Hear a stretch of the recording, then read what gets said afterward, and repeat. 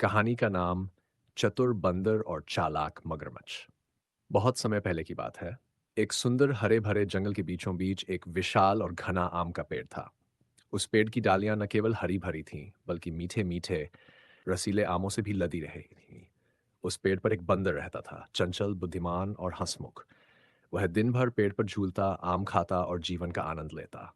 पेड़ के ठीक नीचे एक शांत गहरी नदी बहती थी। उस नदी में एक मगरमच्छ अपनी पत्नी के साथ निवास करता था। मगरमच्छ हर दिन बंदर को पेड़ पर झूमते और आम खाते हुए देखा करता और सोचता, कितना मजा करता है ये बंदर।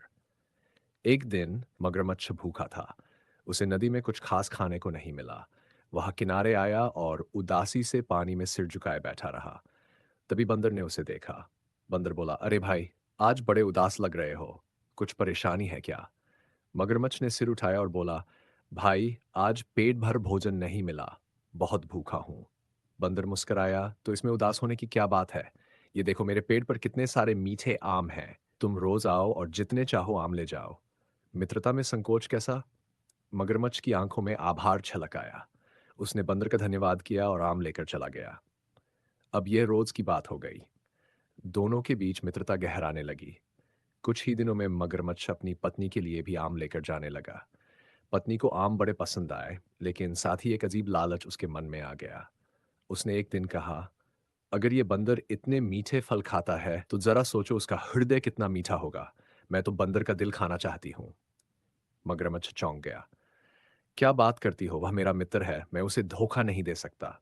लेकिन पत्नी ने कहा, अगर तुम मेरी बात नहीं मानते तो फिर तुम मुझसे प्रेम नहीं करते। मैं बीमार पड़ जाऊंगी। मगरमच्छ असमंजस में पड़ गया। एक और मित्रता, दूसरी ओर पत्नी की जिद। अंततः वह झूठ बोलने पर विवश हो गया। अगले दिन वह बंदर के पास गया और बोला, मित्र, मेरी पत्नी ने तुम्हारे आमों की बहुत प्रशंसा सुनी है, वह तुमसे मिलना चाहती है। चलो आज मेरे घर भोजन पर चलो। बंदर मुस्कुराया लेकिन थोड़ा झिझकते हुए बोला, मगर भाई, मैं तो तैरना नहीं जानता। नदी पार कैसे करूं? मगरमच्छ ने कहा, तुम मेरी पीठ पर बैठ जाना, मैं तुम्हें सुरक्षित ले चलूंगा।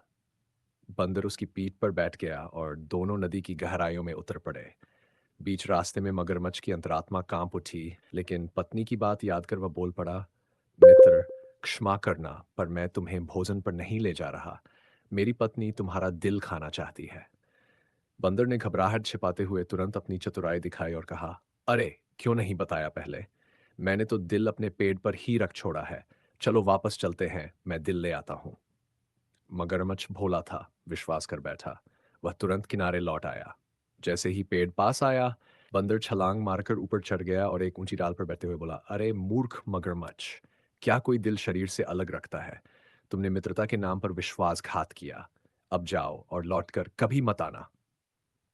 मगरमच्छ शर्मिंदा होकर चुपचाप पानी में चला गया।